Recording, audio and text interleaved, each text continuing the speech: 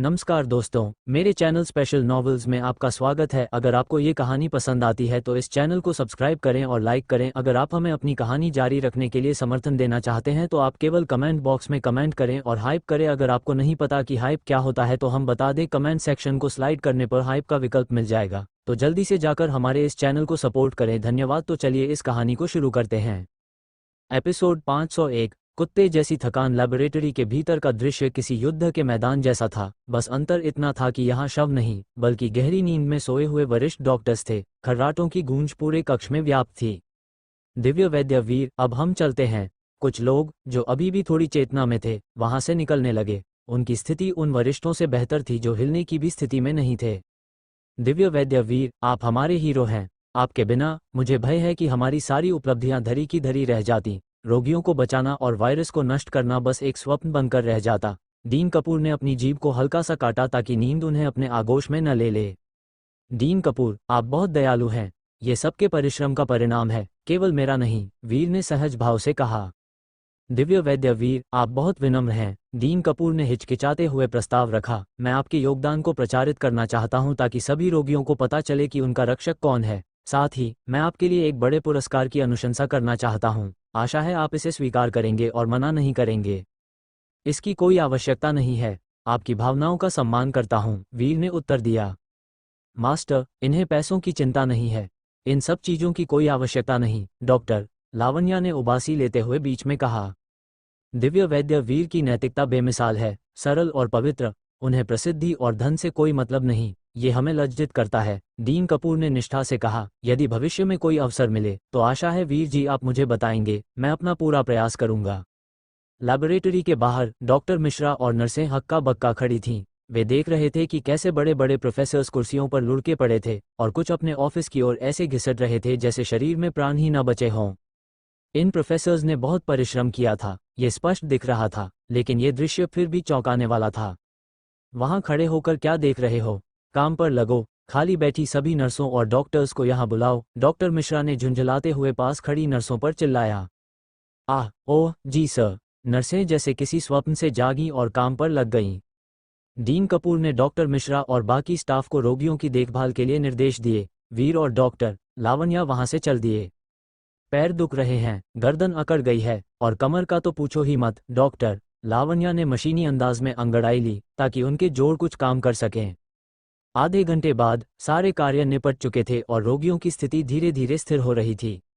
वातावरण शांत था। मृत्यु के मुख से बाहर आने की प्रसन्नता हर रोगी और उनके परिवार के चेहरे पर स्पष्ट देखी जा सकती थी।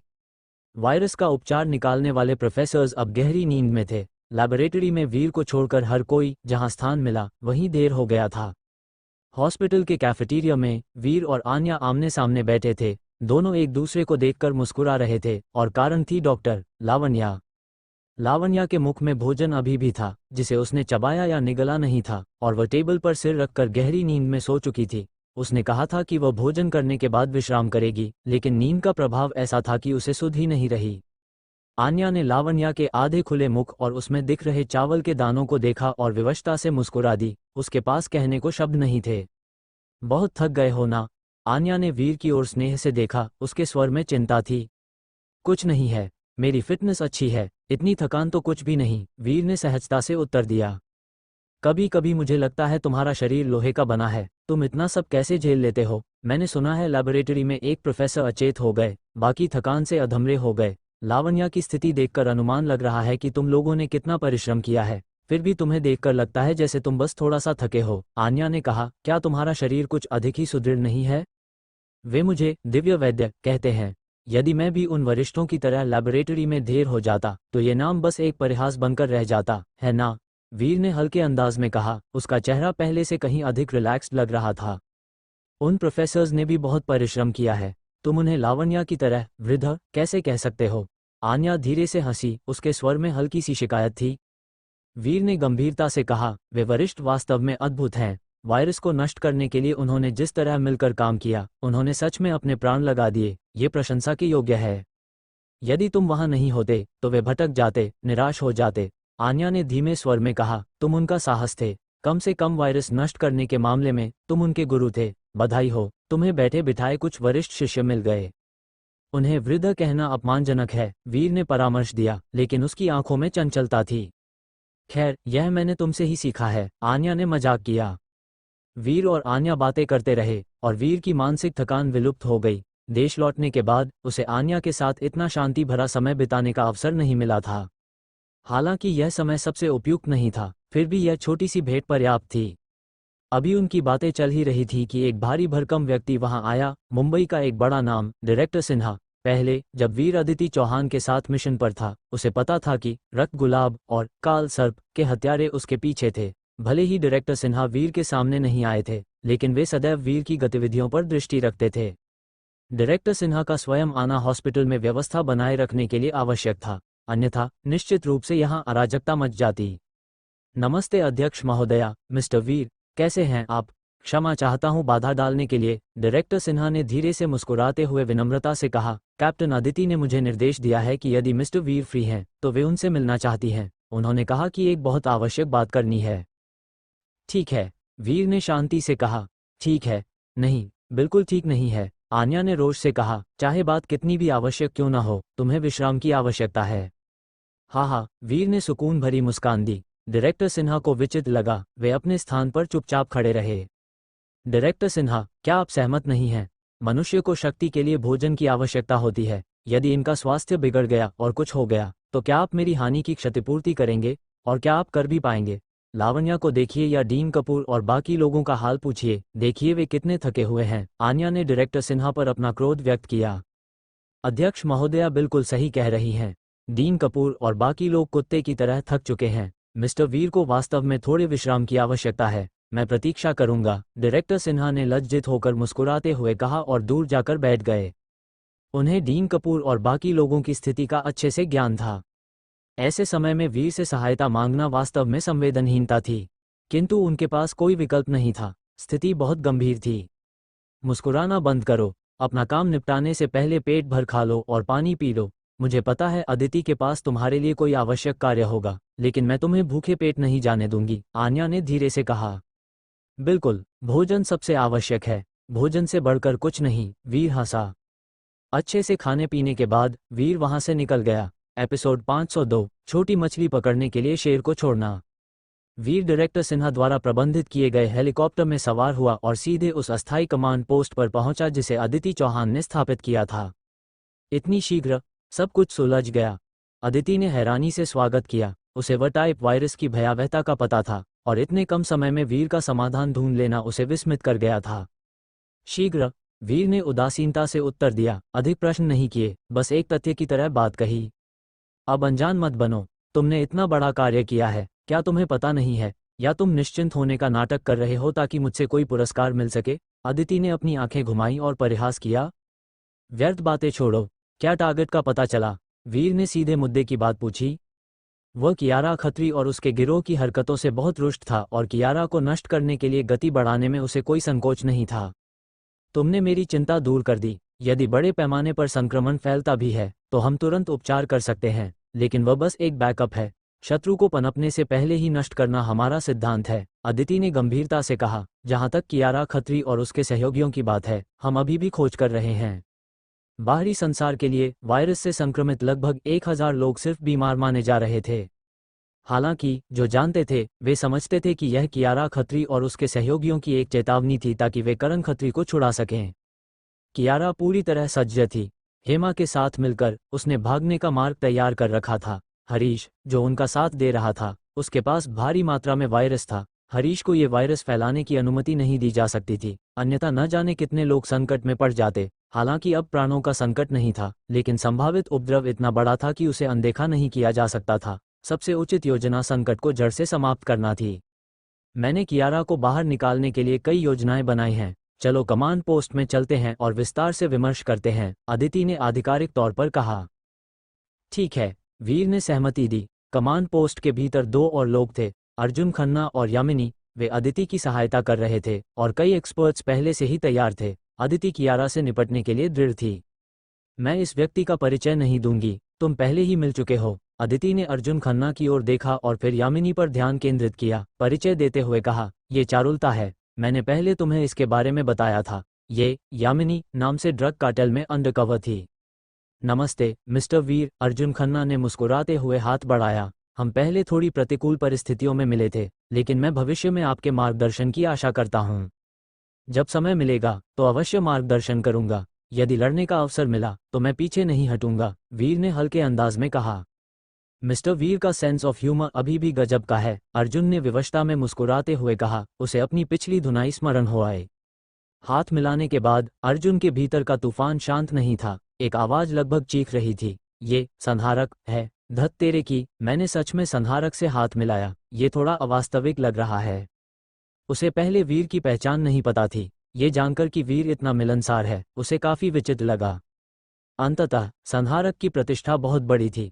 अनजाने में ये जानना कि उसने संहारक से हाथ मिलाया किसी भी दृष्टिकोण से विचित्र लग रहा था। पिछली मार को स्मरण करके उसे लज्जा नहीं आई, इसके बजाय एक विचित्र सा गर्व अनुभव हुआ। अंडरवर्ल्ड की महान हस्ती संहारक के हाथों पिटना एक सम्मान जैसा लग रहा था। अर्जुन ने सोचा कि उसकी सोच बहुत ही निम्न हो गई है। इसकी पीठ बहुत जानी पहचानी लग रही है। चारुलता ने मन ही मन सोचा, माथे पर हल्की शिकन आ गई। अरे तुम क्या स्वप्न देख रही हो? अदिति ने चारुलता को पुकारा। चारुलता चेतना में आई, अपने उलझे हुए विचारों को किनारे किया और विनम्रता से कहा, मिस्टर वीर, आपसे मिलकर प्रसन्नता हुई। आपकी शिष्या ने हमारी बहुत सहायता की है। उसने हर संदिग्ध को निशाना बनाने के लिए अपनी पूरी शक्ति लगा दी है और हरीश के ठिकाने का पता लगा लिया है, जिसका पीछा किया जा रहा है। छाया दृढ़ थी। पहले जब अदिति ने सहायता मांगी थी तो उसने केवल अपने अधीनस्थों को निर्देश दिए थे, लेकिन अब जब संस्कार विद्यालय के बच्चों को भी हानि पहुंचाई गई तो उसने व्यक्तिगत रूप से हरीश का पीछा किया। उसे अपने मास्टर को श्रेय दिलाना था। बादेश न जाने के कारण उसके हाथ खुजला रहे थे। अपनी शक्ति दिखाने का कोई अवसर नहीं मिल रहा था। अब वह अपनी मांसपेशियों को अच्छे से तानना चाहती थी। ये बहुत अच्छा है। आशा है हम शीघ्र ही हरीश को पकड़ लेंगे और इस संकट को समाप्त कर देंगे। वीर ने लापरवाही से चारुलता की ओर देखा। अभिवादन के बाद चारों रणनीति पर चर्चा करने के लिए बैठ गए। करण खत्री को मुक्त करना और फिर उसे पुनः पकड़ना हमें पूरी तरह से सुनिश्चित होना होगा, अन्यथा शेर को जंगल में वापस छोड़ना अंतहीन समस्या का कारण बनेगा। इसके अतिरिक्त भले ही करण खत्री मुक्त हो जाए, कियारा अपना वचन नहीं निभाएगी कि वायरस न फैलाए। वह हरीश को इसे फैलाने देगी ताकि अराजकता फैले और उन्हें भागने का अवसर मिले। वीर ने अपने विचार साझा किए। करण खत्री कमांड पोस्ट में हिरासत में है। सभी पहलुओं को कवर करने और अप्रत्याशित स्थितियों को रोकने के लिए मैंने सब कुछ तैयार कर लिया है। अब बात क्रियान्वयन की है। हम ये गारंटी नहीं दे सकते कि कोई त्रुटि नहीं होगी। करण को मुक्त करने से अप्रत्याशित घटनाएं हो सकती हैं। हमारा कार्य सभी संभावनाओं का अनुमान लगाना, निवारक उपाय तैयार करना और करण को चारे के रूप में उपयोग करके कियारा को बाहर निकालना है, अदिति ने कहा। कोई भी योजना अचूक नहीं होती, केवल श्रेष्ठ करने का प्रयास किया जा सकता है। एक बार कियारा सामने आ जाए तो हम ये सुनिश्चित करेंगे कि उसके पास छिपने का कोई स्थान न हो, चारुलता ने साहसपूर्वक सुझाव दिया। चूंकि तुम्हारे पास एक योजना है तो आगे बढ़ो। यदि कुछ गलत होता है तो मैं संभाल लूंगा, कदाचित इसीलिए मैं यहाँ हूँ, उसे सुझाने के लिए जो तुम नहीं कर सकते, वीर ने हल्के अंदाज में कहा। ठीक है, मूल योजना के साथ आगे बढ़ते हैं। कियारा से संपर्क करते हैं, बंदी को मुक्त करने के लिए एक बैठक की व्यवस्था करते हैं और उन सभी को एक साथ पकड़ते हैं, अदिति ने निर्णायक रूप से सहमति व्यक्त की। अर्जुन ने सहमति में दोनों हाथ उठाए। चारुलता आरंभ में वीर का उपहास करना चाहती थी, उसे सुझाने के लिए जो हम नहीं कर सकते। तुम स्वयं को समझते क्या हो? बिना जिह्वा कटने के भय के इतने बड़े दावे कर रहे हो? लेकिन अदिति और अर्जुन का व्यवहार देखकर उसे अपनी वाणी पर संयम रखना पड़ा और उसने वीर की ओर जटिल भाव से देखा, निशब्द। उसी क्षण छाया का फोन आया। वीर ने उत्तर दिया और छाया ने उत्साह से कहा, मास्टर, मैंने हरीश का पता लगा लिया है। कोई निर्देश हो तो बताइए। एपिसोड 503। हरीश की मृत्यु निश्चित है। वीर ने छाया की वाणी में छिपी अधीरता को भांप लिया। तुरंत आक्रमण करने और हरीश को नष्ट करने की उसकी इच्छा स्पष्ट झलक रही थी। ये सोचकर उसके चेहरे पर थोड़ी कड़वाहट आ गई और उसने सोचा, ये शिष्या कितनी असावधान है। उसकी हिंसक प्रवृत्ति चरम पर पहुंच रही है। क्या यह अच्छी बात है? निसंदेह छाया निर्णायक कार्यवाही करने और हरीश को समाप्त करने के लिए उत्सुक थी, लेकिन वह अपने मास्टर की योजना में बाधा डालने को लेकर चिंतित थी, इसीलिए उसने निर्देशों के लिए कॉल किया था। क्या हरीश के पास कोई कुशल सहयोगी है? क्या तुम स्थिति को पुनर्तः समझती हो? वीर अभी भी चिंतित था कि छाया कदाचित इसे संभाल न पाए, इसलिए उसे और पूछना पड़ा। मास्टर, निश्चिंत रहें, मैंने सब कुछ पता कर लिया है। हरीश के पास बस कुछ साधारण गुर्गे हैं, जिनमें से किसी को भी मैं कुछ नहीं समझती। अपने मास्टर के स्वर को सुनकर, जो पूरी तरह से उसकी कार्यवाही की इच्छा व्यक्त कर रहा था, छाया ने तुरंत आत्मविश्वास के साथ वचन दिया, मास्टर बस देखते रहिए, मैं कुछ ही देर में हरीश का शीश ले आऊंगी। तो जाओ और कर डालो, वीर ने उदासीनता से उत्तर दिया। जी मास्टर, छाया ने उत्साह से फोन रख दिया। मुझे आशा नहीं थी कि छाया हरीश का ठिकाना इतनी शीघ्र ढूंढ लेगी, हमारे भेजे गए लोगों से भी पहले। अद्भुत। इसमें कोई आश्चर्य नहीं कि इतिहास में गुप्तचर जानकारी सदैव छोटे गुटों और अपरंपरागत शक्तियों पर निर्भर रही है। जब सही विधि से उपयोग किया जाता है तो वे वास्तव में अकल्पनीय शक्ति उजागर कर सकते हैं। चारुलता ने दिलचस्प तरीके से सोचा, वीर गैंग के प्रभाव से विशेष रूप से सावधान होते हुए। तुम्हें छाया को बहुत पहले भेज देना चाहिए था, व्यर्थ की चिंता क्यों? हम स्थिति को भली भांति समझते हैं और हरीश के पास बस कुछ साधारण लोग हैं जो छाया के लिए कोई संकट नहीं है। तुम उसके गुरु के रूप में कभी कभी कुछ अधिक ही चिंतित हो जाते हो। छाया के कठिनाई में पड़ने की चिंता क्यों? क्या यह अनावश्यक नहीं है? तुम भी स्थिति से अनजान नहीं हो, अदिति ने कड़वाहट से कहा। मैं अब समझ रही हूँ, छाया तुम्हें गर्व अनुभव कराने के लिए इतना परिश्रम कर रही है। तुम्हारा प्रभाव बहुत बड़ा होगा, अन्यथा वह व्यक्तिगत रूप से कार्यवाही नहीं करती और हरीश के ठिकाने को इतनी शीघ्र नहीं ढूंढती। यदि छाया पहले इतनी दृढ़ होती तो हरीश कदाचित पहले ही समाप्त हो चुका होता। असावधानी से बोलना सरल है, तुम जानती हो कि छाया का चरित्र कितना समस्या भरा है। वीर ने अदिति की ओर देखा और कहा, यदि कोई चूक हो गई और कुछ अनुचित हो गया तो? ठीक है, मैं समझती हूँ कि तुम्हारी चिंताएं निराधार नहीं हैं। ठीक है, अदिति थोड़ी नरम पड़ी। वीर गैंग का प्रभाव हर कोने और दरार को कवर करता है और जब तक चिन्ह छोड़े जाते हैं उन्हें उजागर किया जा सकता है। छाया का व्यक्तिगत कदम उठाना स्वाभाविक रूप से उसके अनुयायियों को अतिरिक्त प्रयास करने के लिए प्रेरित करता था। यही कारण है कि उन्होंने अदिति के लोगों से पहले हरीश को ढूंढ लिया। तुलनात्मक रूप से ये त्वरित था, हालांकि छाया ने काफी लंबा समय बिताया था। हरीश के संबंध में एक बार पता चलने पर हत्या का एक क्रूर तरीका चुनना सबसे उत्तम मार्ग है। एक बार हरीश समाप्त हो जाए तो हमें एक निश्चित लाभ मिल सकता है। कम से कम हरीश के पास मौजूद वायरस नष्ट हो जाएगा, जिससे कियारा के पास सौदेबाजी का एक मोहरा कम हो जाएगा। ये स्थिति हमें एक महत्वपूर्ण लाभ प्रदान करती है, चारुलता ने उत्साह से कहा। अंडरकवर रहते हुए उसने करण खत्री के विश्वसनीय सहयोगियों में से एक के रूप में कार्य किया, करण को पकड़ने में महत्वपूर्ण भूमिका निभाई। यही कारण है कि कियारा मांग कर रही है कि अदिति का पक्ष चारुलता को सौंप दे। कियारा और अन्य स्वाभाविक रूप से करण खत्री को बचाने और साथ ही चारुलता को समाप्त करने की योजना बना रहे हैं। हालांकि अदिति का पक्ष कभी भी चारुलता को सौंपने के लिए सहमत नहीं होगा। करण खत्री को मुक्त करना उनकी अधिकतम सहनशीलता का प्रतिनिधित्व करता है। निसंदेह दोनों पक्षों के अपने विचार हैं। कियारा करण को बचाने के बाद भागने का मार्ग खोजने की आशा करती है। इस बीच अदिति का इरादा ड्रग लॉर्ड करण का उपयोग करके शेष नेताओं को बाहर निकालने और उन सभी को पकड़ने का है। इन योजनाओं के साथ दोनों पक्ष अपनी लाभकारी स्थितियों का उपयोग और लाभ उठाते हैं। सच कहूं तो मैंने कभी छाया को कम नहीं आंका, लेकिन हरीश को इतनी शीघ्र खोजने की उसकी क्षमता मुझे अब भी चकित करती है, अर्जुन ने वाक्पटुता से कहा। वर्तमान स्थिति को देखते हुए एक बार हरीश मर गया तो हम अपनी हानि को पलट सकते हैं, कियारा को सौदेबाजी के मोहरों से वंचित कर सकते हैं। यह एक बड़ा वरदान है। चलो अपनी कार्य योजना की पुनः समीक्षा करें, वीर ने उदासीनता से उत्तर दिया। उसके लिए हरीश पहले से ही एक शव बनने के लिए तैयार था। इस अस्थिर कारक को विचार से हटा दिया गया था, इसलिए स्थापित योजना में कुछ बदलावों की आवश्यकता थी। साथ ही पता लगने से बचने और अपने ठिकाने को लीक होने से रोकने के लिए कियारा और हेमा केवल उपनगरों में छिप सकती थीं। कियारा फोन पर थी, भावशून्य स्वर में बोल रही थी, अपनी रक्षा करना, किसी भी संदिग्ध व्यक्ति के सामने स्वयं को उजागर मत करना। तुम मेरा ट्रम्प कार्ड हो। अदिति कार्यवाही करने में संकोच करती है या नहीं, ये तुम्हारी शक्ति पर निर्भर करता है और तुम कितना जोर लगा सकते हो। अब तक वायरस से संक्रमित लोग मर रहे होंगे, भारत को हमारी शक्ति का आभास हो गया होगा, इसलिए हम जो भी शर्तें रखेंगे अदिति को मानना ही होगा। मिस, आप निश्चिंत रहें, फोन पर हरीश की भारी आवाज आई। तुम सदैव सतर्क रहे हो, इसलिए मुझे बहुत विश्वास है। हालांकि सफलता इन अंतिम क्षणों पर निर्भर करती है। अत्यंत सावधान रहना, अब कुछ भी अनुचित नहीं होना चाहिए, कियारा ने गंभीरता से चेतावनी दी। हालांकि अभी सुरक्षा कड़ी है, लेकिन इतनी भी नहीं कि कोई सुराग न हो। इसके अतिरिक्त हम सदैव तैयार रहे हैं, इसलिए भय की कोई बात नहीं है, हरीश ने लापरवाही से उत्तर दिया। मेरा ठिकाना ढूंढना पूर्णतः असंभव है। यह अच्छी बात है, कियारा ने धीरे से कहा, उसका चेहरा तनाव मुक्त था। हरीश ने पूछा, मिस, मेरे पास जो वायरस है उसका क्या करूं? मेरे संदेश की प्रतीक्षा करो। एक बार जब मेरी ओर से सब तैयार हो जाए तो सारे वायरस छोड़ देना, और जितनी अधिक अराजकता होगी उतना उत्तम होगा। कियारा ने एक खूनी क्रूरता प्रदर्शित की, उसका सुंदर चेहरा जीवन की चिंता से रहित था। मिस, क्या यह उल्टा नहीं पड़ेगा और भारत द्वारा हमारा निरंतर पीछा नहीं किया जाएगा? हरीश ने अपनी चिंता व्यक्त की। पहली बार उसके इरादे को समझते हुए वह चिंता से भर गया। क्या हमने ये तय नहीं किया था कि मेरे पास जो वायरस है वह सिर्फ एक भय है? जब तक बॉस सुरक्षित हैं तब तक और शत्रु क्यों बनाएं? तुम नहीं समझते, मेरे पिता को बचाना अविश्वसनीय रूप से कठिन है, इसलिए हम केवल अराजकता उत्पन्न कर सकते हैं और भागने की अधिक संभावनाएं तलाश सकते हैं। इसके अतिरिक्त भारत के साथ हमारे वर्तमान संबंधों को देखते हुए हमें पहले ही मृत्युदंड मिल चुका है। केवल एक सुरक्षित शरणस्थली में भागकर ही हम अपने प्राण बचा सकते हैं, कियारा ने निर्विवाद रूप से जोर दिया। मिस, मुझे पता है कि अब क्या करना है। हरीश का चेहरा कठोर पड़ गया। उसी क्षण हरीश कांपते हुए बोला, मिस, मुझे ढूंढ लिया गया है।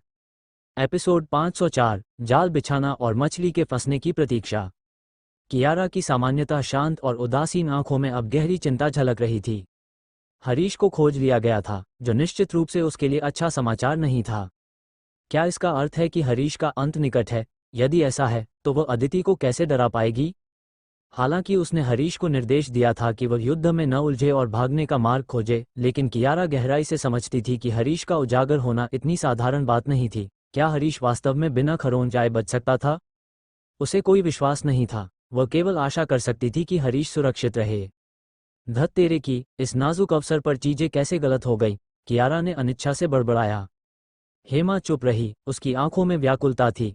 एक क्षण के लिए हिचकिचाने के बाद उसने कहा, मिस, अब हम हरीश पर भरोसा नहीं कर सकते। स्थिति हमारे प्रतिकूल है। हमें क्या करना चाहिए? कुछ मत करो और सही समय की प्रतीक्षा करो, कियारा ने विवशता से कहा। भले ही हरीश बाहर हमारे साथ समन्वय कर रहा था, लेकिन उसकी मृत्यु की संभावना बहुत अधिक है। मैंने कभी अपेक्षा नहीं की थी कि उसका भेद इतनी शीघ्र खुल जाएगा, लेकिन अधिक चिंता मत करो। हरीश के पास मौजूद वायरस एक बड़ा भय है। आशा है हरीश संकटों को पार कर लेगा। यदि उसे पता चलता कि वायरस की हानि के लिए पहले से ही एक उपचार योजना थी, तो वह निश्चित रूप से चौंक जाती।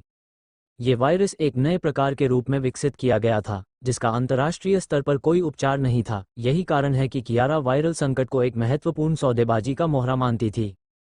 वह नहीं जानती थी कि वह अपना सबसे बड़ा ट्रम्प कार्ड पहले ही खो चुकी थी। भले ही हरीश मर जाए, बस इतना कहना कि हमारे पास अभी भी वायरस है, कोई अन्य आक्रमण भी किया जा सकता है। बस अदिति को ये बता दो और उसे मेरे पिता को मुक्त करने के लिए बाध्य करो। कियारा ने अगली योजना बना ली थी। जी, हेमा ने सिर हिलाया। जहां तक छाया की बात है, एक बार जब उसे अपने मास्टर का आदेश मिला तो वह उत्सुक थी और अपने दल को सीधे एक परित्यक्त सीव में ले गई। कियारा और हरीश दोनों ने छिपने के लिए दूरदराज के स्थानों को चुना था, जिससे उनके उजागर होने की संभावना कम हो गई थी और इस तरह वे खोजे जाने से सुरक्षित थे। छाया के साथियों ने हरीश के कुछ सहयोगियों को पतझड़ के पत्तों की तरह उड़ा दिया। हरीश भाग गया। कियारा के निर्देशों का पालन करते हुए उनका सामना करने का कोई इरादा नहीं था। वो वायरस वाला बैग लिए हुए था। छाया ने स्वाभाविक रूप से अपना पूरा ध्यान हरीश पर केंद्रित किया और पीछा करना आरंभ कर दिया। पीछा काफी देर तक चला, लेकिन हरीश अंततः स्वयं को एक छोटे से जंगल में घिरा हुआ पाया, जहां दोनों के बीच लड़ाई हुई। अंतिम परिणाम हरीश की व्यर्थ मृत्यु थी, जिसमें छाया को भी चोटें आईं। कमांड रूम में वीर, अदिति, चारुलता और अर्जुन द्वारा जवाबी कार्यवाही पर सहमत होने के बाद उन्होंने वर्तमान योजना को थोड़ा संशोधित किया और निर्णय लिया कि वे बूढ़े शेर करण खत्री का उपयोग करके उग्र शेरनी कियारा को बाहर निकालेंगे और फिर उसे समाप्त कर देंगे। साधारण बातचीत के माध्यम से अदिति ने पहले ही कियारा से संपर्क कर लिया था और बैठक का समय और स्थान निश्चित कर लिया था। ऑपरेशन से पहले छाया कमांड सेंटर पहुंची, एक्शन का हिस्सा बन गई। छाया, बहुत बढ़िया, वह चाकू वाली दीदी नाम ऐसे ही नहीं रखा गया है, अदिति ने मुस्कुराते हुए कहा। बिल्कुल, छाया ने शेखी बघारते हुए अपनी नाक ऊपर की। अर्जुन और चारुलता ने भी छाया को प्रशंसा से देखा। छाया ने अदिति और अन्य की दृष्टि से बचते हुए आज्ञाकारी रूप से वीर के पास गई, सम्मानपूर्वक कहा, मास्टर, आपकी शिष्या ने मिशन पूरा कर लिया है और उस दुष्ट हरीश को मार डाला है। क्या तुम घायल हो? वीर ने अपनी भौहें थोड़ी ऊपर उठाईं, धीमी आवाज में पूछा। इस आक्रामक शिष्या के साथ जो अक्सर अभद्र शब्द बोलती थी, उसके पास शब्दों की कमी थी। इस तरह का स्वभाव बदलना कठिन हो सकता है। कोई बड़ी बात नहीं, बस एक खरोंच है। छाया ने लापरवाही से अपनी बांह पर बंधी पट्टी को थपथपाया। उसका घाव गंभीर नहीं था, लेकिन हल्का भी नहीं था। एक चाकू लगभग अस्थि तक लग गया था, उसके मांस को काटते हुए। निसंदेह यह मामूली चोट छाया को शायद ही चिंतित करती, लेकिन उसके मास्टर की चिंता ने उसके हृदय को प्रसन्नता से भर दिया। चूंकि तुम घायल हो, विश्राम करो। तुम क्यों आए? वीर ने उदासीनता से कहा। मास्टर, अभी भी कियारा और हेमा को पकड़ा जाना शेष है, वे महत्वपूर्ण व्यक्ति। मैंने सोचा कि मैं थोड़ी और शक्ति लगाऊंगी, आनंद के लिए किसी को मारूंगी और साथ ही वायरस से संक्रमित लोगों का प्रतिशोध लूंगी। लगभग 1000 लोग। यदि मास्टर का चमत्कारी कौशल नहीं होता तो हम उपचार कैसे ढूंढ पाते? उपचार के बिना वे लोग मर जाते, जिनमें संस्कार विद्यालय के बच्चे भी सम्मिलित थे। अब अपराधी हमारे सामने हैं, मैं कैसे पीछे रह सकती हूँ? छाया एक ही सांस में बोल गई और फिर प्रार्थना की, मास्टर, मुझे वापस मत भेजो। ठीक है, मुझे थोड़ा योगदान करने दो, क्या आप नहीं मानेंगे? एक और रहो और शोर मत करो, मेरे कान पक रहे हैं, वीर ने अधीरता से कहा।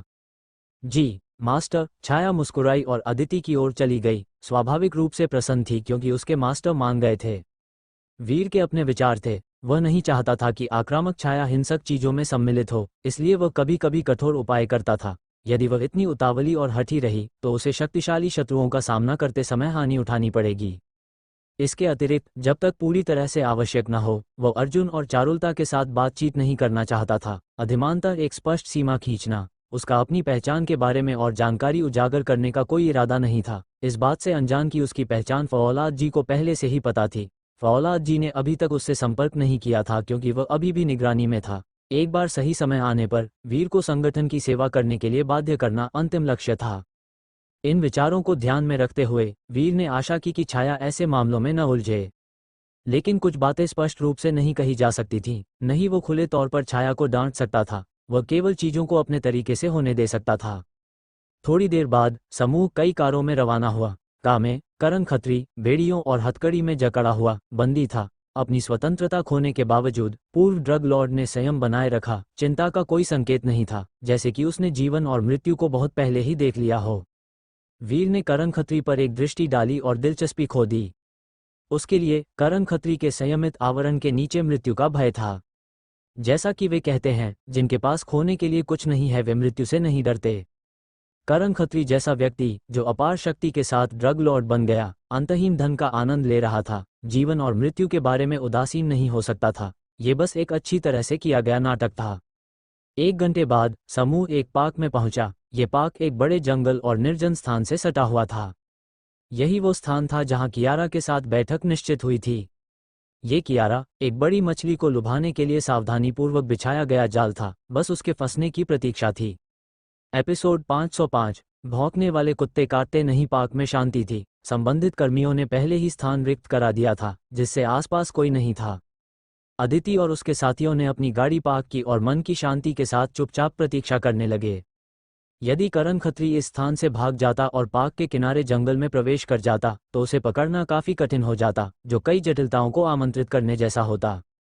अदिति ने स्वाभाविक रूप से इसका अनुमान लगाया था और कियारा को बाहर निकालने और शत्रु के ठिकाने को उजागर करने के लिए विस्तृत योजना बनाई थी। कियारा ने सावधानीपूर्वक योजना बनाकर करण के साथ बैठक के लिए इस स्थान को चुना था। अंत में कौन किसे मात देगा यह अभी अनिश्चित है। अदिति के पास इस तरह से कार्य करने के ठोस कारण थे। हालांकि करण खत्री की मृत्यु सुखद होगी, लेकिन कियारा, एक महत्वपूर्ण संकट को छोड़ना हमेशा एक छिपा हुआ खतरा होगा। भविष्य की आक्रमण की घटनाओं को रोकने के लिए महत्वपूर्ण व्यक्तियों को एक ही बार में पकड़ना आवश्यक है। शेष छोटे आंकड़े नेतृत्व के बिना कोई उपद्रव नहीं करेंगे, क्योंकि नेता के गिरने के बाद उनका बिखरना निश्चित है। कियारा ये कैसे नहीं समझ सकती थी? उसे पहले ही हरीश की मृत्यु के बारे में पता चल गया था और अब वह केवल स्वयं पर दांव लगा सकती थी। यदि वह जीतती है तो वह और उसके पिता स्वतंत्र होंगे, यदि वह हारती है तो वह कानून के दंड से शायद ही बच पाएगी। अपने मस्तिष्क में उसने बहुत पहले ही एक अचूक योजना तैयार कर ली थी और दृढ़ता से मानती थी कि वह हार नहीं सकती। जीवन भर मैंने अपने उतार चढ़ाव देखे हैं, जीवन और मृत्यु के किनारे पर कुछ बार रुका हूँ, लेकिन अंत में मैं स्वतंत्र घूमा हूँ, सर्वोच्च शासन किया है। करण खत्री ने अंततः कामे चुप्पी तोड़ते हुए कहा। उसने आत्मविश्वास के साथ परिवेश पर एक दृष्टि डाली और कहा, शेर को जंगल में वापस छोड़ने से अंतहीन समस्या आती है। कई लोग इस कहावत को समझते हैं, फिर भी वे विवश परिस्थितियों में मूर्खतापूर्ण कार्य करते हैं, यह मानते हुए कि मुझे जाने देने का अर्थ है कि वे मुझे फिर से पकड़ सकते हैं, लेकिन परिणाम हमेशा मेरी स्वतंत्रता में समाप्त होता है। उसके शब्द एक खुली चुनौती थे। उसे यह विश्वास करने पर गर्व था कि अदिति और अन्य उसका कुछ नहीं बिगाड़ सकते, इसलिए उसने दंडमुक्ति के साथ कार्य किया। हम भविष्य में फिर मिलेंगे, विशेषकर यामिनी। वैसे मुझे अभी तक तुम्हारा वास्तविक नाम नहीं पता है, क्या तुम मुझे बताना चाहोगी? करण खत्री की दृष्टि यामिनी पर टिकी थी, वो अंडरकवर एजेंट जिस पर उसने कभी गहरा विश्वास किया था। उसने शांति से कहा, अगली बार जब हम मिलेंगे, मुझे नहीं पता कि परिस्थितियां क्या होंगी, लेकिन मैं एक बात की गारंटी दे सकता हूँ, उस समय तुम सब मेरे बंदी होगे और मैं वह हूँगा जो तुम्हारे जीवन और मृत्यु को नियंत्रित करेगा। यामिनी के लिए उसकी घृणा हड्डियों तक गहरी थी और केवल उसे मारने से उसका क्रोध शांत नहीं होता। फिर भी उसने अपने जानलेवा इरादे को अपने भीतर गहराई से छिपा लिया, ये जानते हुए कि वह अंततः प्रतिशोध लेगा। चाहे वह यामिनी हो, अदिति हो या वीर, उसके सामने हर कोई उसके विनाश का लक्ष्य बन गया था। यह एक ड्रग लॉर्ड का कार्य करने का ढंग था। जिन्होंने उसे अपमानित किया था उनका अंत अच्छा नहीं होगा, यह निश्चित था। चुप रहो, अन्यथा मैं तुम्हारे पैर तोड़ दूंगी, चारुलता ने चेतावनी दी, हत्या के इरादे से भरी हुई। हाँ, तुम्हारा आवारा व्यवहार अभी भी इतना स्पष्ट है। क्या यह मेरे साथ घुलने मिलने के बाद विकसित हुआ है या जन्म से ही तुम्हारा ये चरित्र है? करण खत्री ने मुस्कुराते हुए कहा। धड़ाम, चारुलता ने सीधे करण खत्री के चेहरे पर मुक्का मारा। चारुलता विनम्र नहीं थी जब उसने उपहास किया, मैं तुम्हें सिखाती हूँ कि जब किसी और की छत के नीचे हो तो झुकने का क्या अर्थ होता है। यदि तुम यह नहीं समझते तो मुझे तुम्हें मुक्कों और लातों का पाठ पढ़ाने में कोई आपत्ति नहीं है। करण खत्री ने अपना जबड़ा घुमाया, रक्त का एक घूंट थूकने से पहले अपने सूजे हुए चेहरे को हिलाया। उसने क्रोध नहीं दिखाया और न ही फिर से बोला, और यहाँ तक कि उसके भाव में भी रोष का अभाव था। वो समझता था कि एक बंदी के रूप में कोई भी धमकी हास्यास्पद लगेगी और क्रोध केवल अपमान की ओर ले जाएगा। उसने चुप रहने का निर्णय किया, अपने सभी जानलेवा इरादों को दबा दिया। वो इस कहावत में दृढ़ता से विश्वास करता था, भौंकने वाला कुत्ता काटता नहीं। जब आपके पास जीवन और मृत्यु पर कोई शक्ति न हो तो वश में रहना सबसे उत्तम विकल्प है, क्योंकि कुछ भी और केवल संवेदनहीन अपमान लाएगा। तुम क्या चीज हो, खच्चर की तरह हठी? क्या तुम्हें अपना स्थान जानने के लिए पिटाई की आवश्यकता है? चारुलता ने जोर से धमकी दी, मुझे पता है कि तुम मुझे मारने के 1000 तरीकों पर विचार कर रहे हो, मेरे जीवन को नर्क बना रहे हो, लेकिन तुम्हें अवसर की आवश्यकता है। जब तक तुम्हें वह नहीं मिल जाता, चुप रहो। करण खत्री के मुख का कोना फड़क गया, उसकी आंखों में छिपे हुए द्वेष का एक निशान तैर गया। जंगल में कियारा और हेमा एक ऊंची जमीन पर एक साथ खड़ी थीं, जिससे वे अदिति और उसकी टीम के वाहनों को देख सकती थीं। कियारा के बगल में हथियार लिए कई बड़े व्यक्ति चुपचाप खड़े थे। वातावरण में एक जानलेवा आभा व्याप्त थी। मिस, अदिति यहाँ है। हम कब कार्यवाही करेंगे? हेमा ने धीरे से पूछा। क्या सब कुछ तैयार है? कियारा ने ठंडे भाव से उत्तर दिया। सभी तैयारियां हो चुकी हैं। एक बार जब हम बॉस को वापस पालेंगे तो हम सुरक्षित रूप से पीछे हट सकते हैं, हेमा ने आत्मविश्वास से घोषित किया। यह अच्छी बात है, कियारा ने ठंडेपन से मुस्कुराते हुए कहा। उसकी वाणी मधुर थी जब उसने घोषणा की, आगे चलो थोड़ा आनंद लेते हैं। ये सोचना कि वे हमें पकड़ सकते हैं, कितना अबोध है। क्या मैं स्वयं बॉस को लेने जाऊं? हेमा ने निर्देशों के लिए पूछा। जाओ, कियारा ने अपना हाथ लहराया, निर्देश देते हुए, बस ये सुनिश्चित करना कि कोई कमी न रहे, मूल योजना का पालन करो। जी, हेमा ने सिर झुकाकर सिर हिलाया और चली गई। शीघ्र ही अदिति, चारुलता और अर्जुन करण खत्री को का से बाहर ले आए, हेमा से मिले। वीर और छाया का में ही रहे, स्वयं को प्रकट करने की कोई आवश्यकता नहीं थी।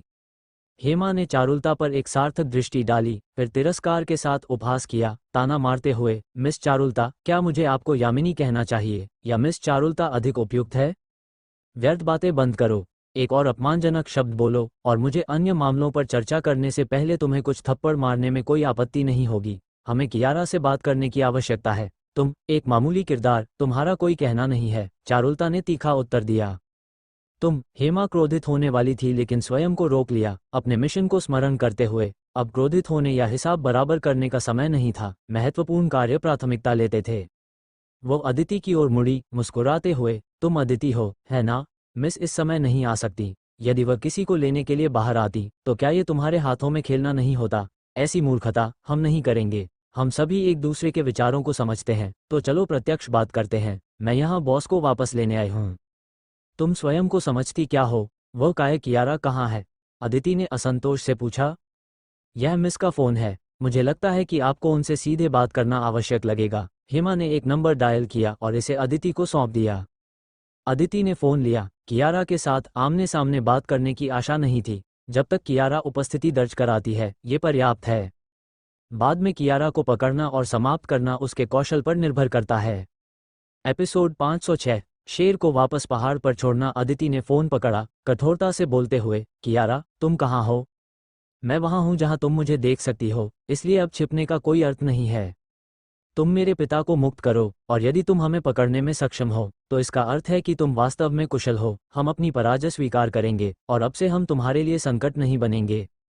यदि हम भाग्य से बच जाते हैं तो ये बस तुम्हारी अपनी अक्षमता है, कियारा ने उत्तर दिया, अदिति के असंतोष को अनदेखा करते हुए। ये प्रस्ताव कैसा है? ये तुम्हारी योजना में स्वीकार्य लगता है ना? मैं व्यक्तिगत रूप से उन्हें लेने आने का साहस नहीं करती, वह सीधे जाल में चलने जैसा होगा, और मैं ये समझती हूँ, मुझे विश्वास है कि तुम भी समझती हो, है ना? अदिति कियारा के शब्दों से हैरान नहीं थी, ये वास्तव में उसकी अपेक्षाओं के भीतर था। मुझे पहले तुम्हारी स्थिति की पुष्टि करनी होगी, अदिति ने अधीरता से कहा। यदि मैं तुम्हें व्यक्तिगत रूप से नहीं देख सकती तो मैं किसी को मुक्त नहीं करूंगी, और वैसे हेमा को पकड़ना भी प्रश्न से बाहर नहीं होगा। मेरा धैर्य सीमित है, मेरे साथ कोई चाल चलने का प्रयास मत करना। मैं तुम्हारी 6 बजे की दिशा में हूँ, 1500 मीटर दूर पहाड़ी पर। तुम मुझे दूरबीन से देख सकती हो, कियारा ने सीधे उत्तर दिया। ये दूरी सबसे सुरक्षित है जिसे मैं बनाए रख सकती हूँ। मैं इससे समीप आने का साहस नहीं करती। तुम्हारी ओर न केवल स्नाइपर्स हैं बल्कि बहुत सारे एक्सपर्ट्स भी हैं। मैं बिना ये जाने मरना नहीं चाहती कि क्यों।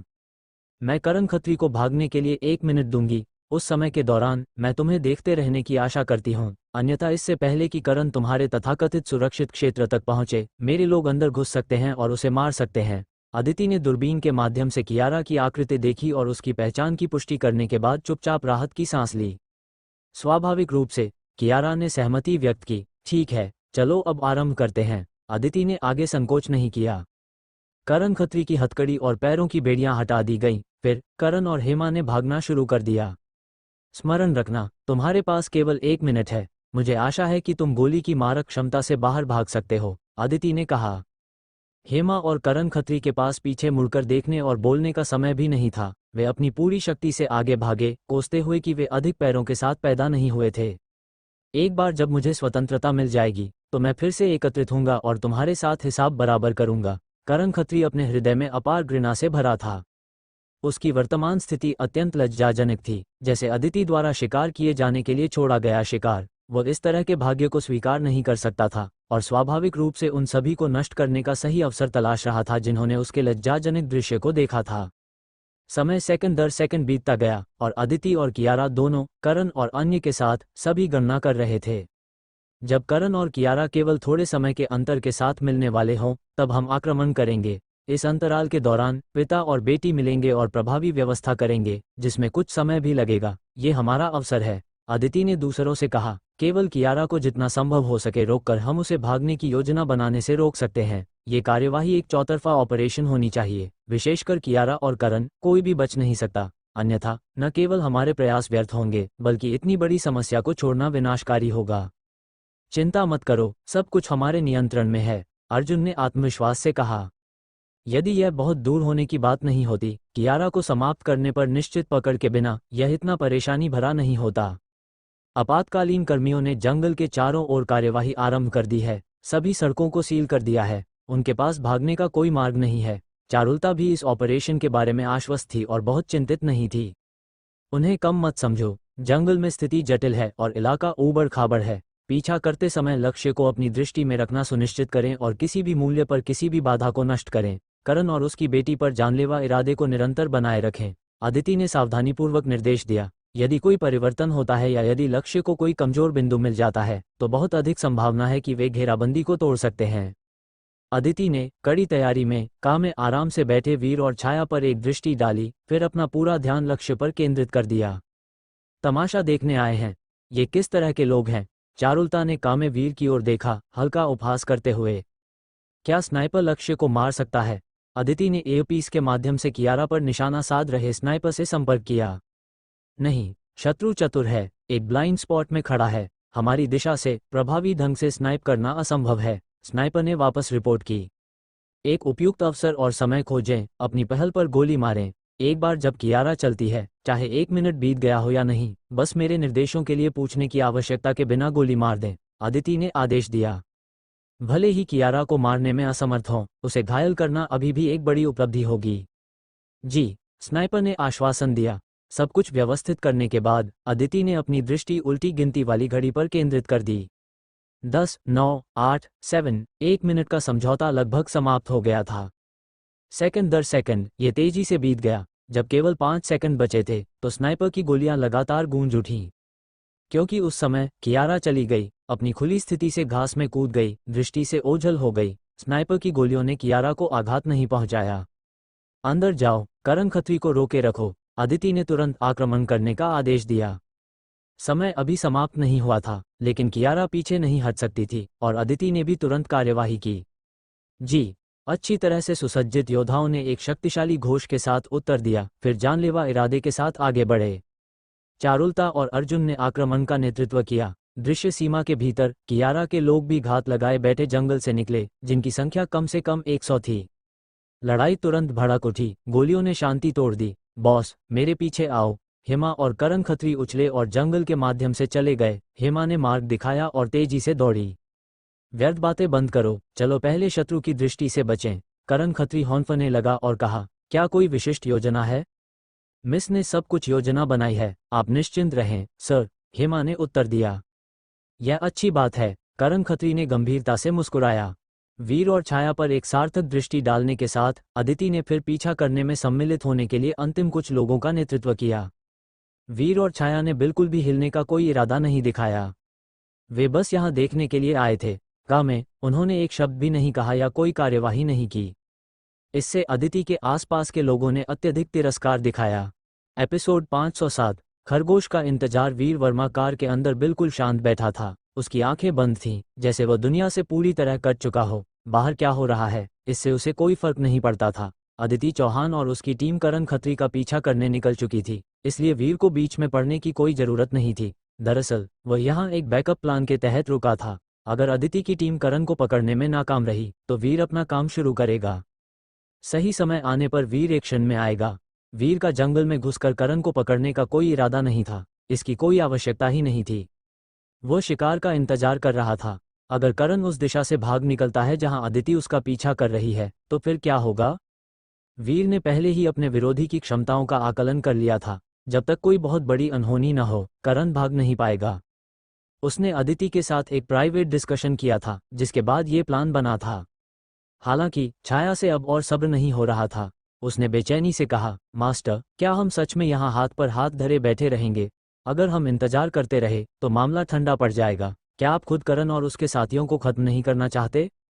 बिल्कुल नहीं, रत्ती भर भी नहीं, वीर ने शांति से कहा।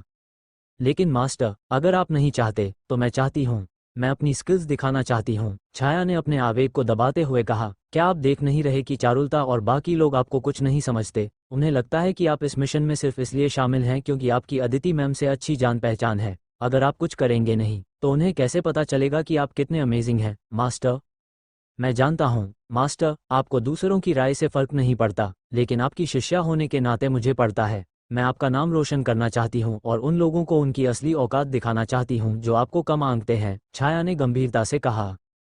वाकई, अर्जुन खन्ना के अलावा अदिति के आसपास के लोग, जैसे चारुलता, वीर को लेकर ज्यादा गंभीर नहीं थे। वे वीर की असली पहचान नहीं जानते थे और उसे बस एक रईस ज्यादा समझते थे जो क्रेडिट लेने आया है। मुझे कम आंकते हैं, वो खुद को समझते क्या हैं? वीर ने लापरवाही से कहा। मास्टर, क्यों न मैं आगे जाकर उन्हें संभाल लूं? हालांकि छाया अपने मास्टर के शांत स्वभाव की आदी थी, फिर भी वो थोड़ी असहज थी।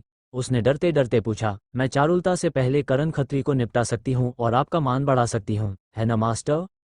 कोई जरूरत नहीं है, वीर ने ऐसे लहजे में कहा कि बहस की गुंजाइश ही न रहे। मास्टर, छाया ने विनती की। वह वीर के सामने मनमानी करने की हिम्मत नहीं कर सकती थी, वह सिर्फ सम्मानपूर्वक अनुमति मांग सकती थी। वीर ने छाया की ओर एक लाचार नजर डाली और उसे शांत करने के लिए कहा, चिंता मत करो, टारगेट जल्द ही इस दिशा से बाहर आएगा और तब तुम्हें अपना हुनर दिखाने का मौका मिलेगा। सच में? छाया की आंखें फैल गईं, वो अभी भी थोड़ी संशय में थी। अगर करण समझदार है तो वह भारी सुरक्षा के बीच से भागने की कोशिश करेगा, यहाँ से बाहर आना तो बेवकूफ़ी होगी न? अदिति और बाकी लोग उनके पीछे गए हैं और बाकी रास्ते ब्लॉक कर दिए गए हैं, सिर्फ यही जगह खुली छोड़ी गई है। तुम्हें नहीं लगता यह अजीब है? वीर ने हल्के से कहा। ओ माय गॉड, अब समझी, छाया चिल्लाई। मास्टर, आप बहुत स्मार्ट हैं। जैसा कि कहते हैं, सबसे खतरनाक जगह ही सबसे सुरक्षित होती है। अगर करण अदिति की पकड़ से बचने में कामयाब हो गया और उसने यहाँ से भागने का फैसला किया, तो भागने वाली गाड़ी तैयार है और हम बस इंतजार करके उन सबको एक साथ पकड़ सकते हैं। बोलते समय वो उत्साह से हाथ हिला रही थी, उसके चेहरे पर उम्मीद साफ दिख रही थी। मास्टर, आपको यह विचार कैसे आया?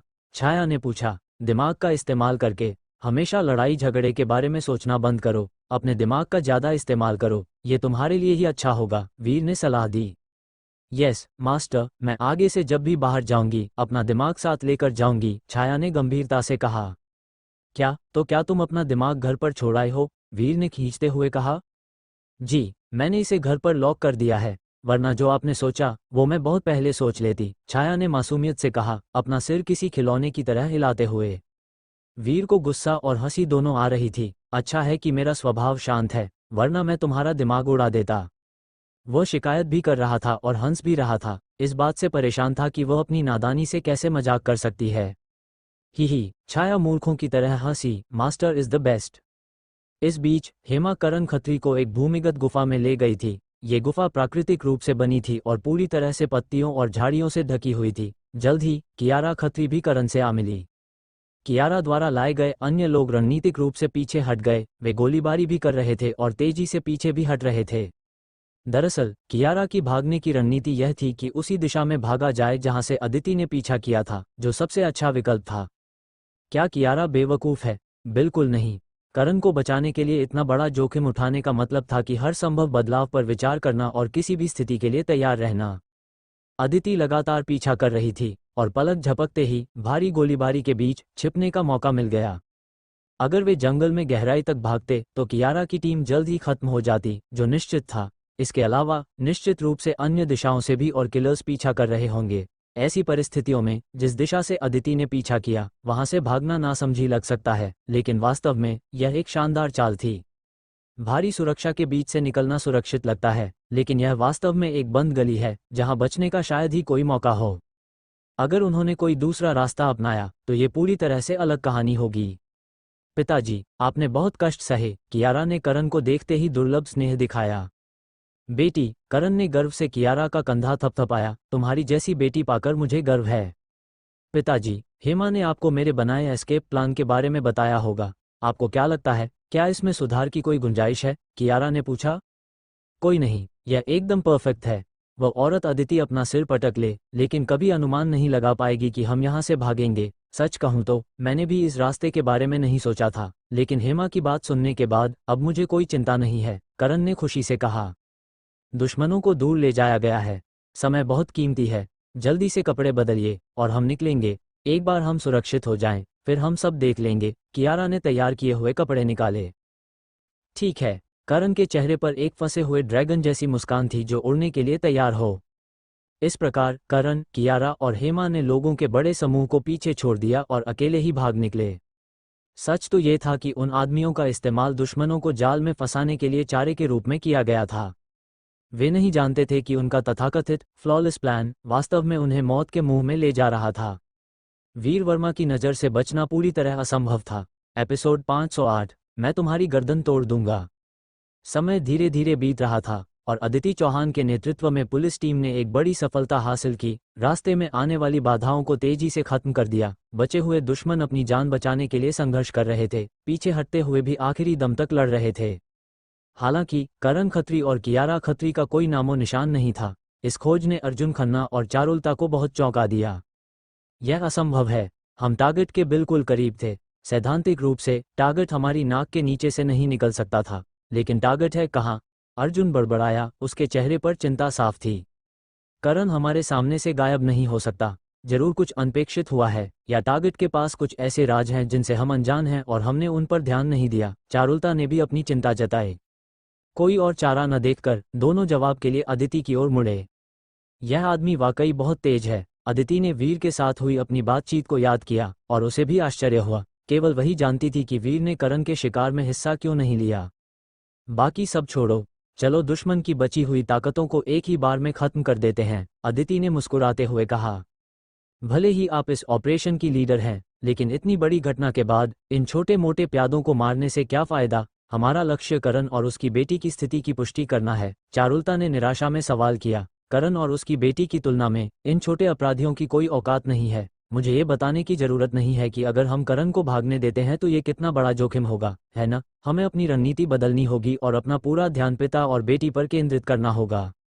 बिल्कुल, हमें सही प्राथमिकता तय करनी चाहिए और अतिरिक्त सावधानी बरतनी चाहिए, अर्जुन ने याद दिलाया।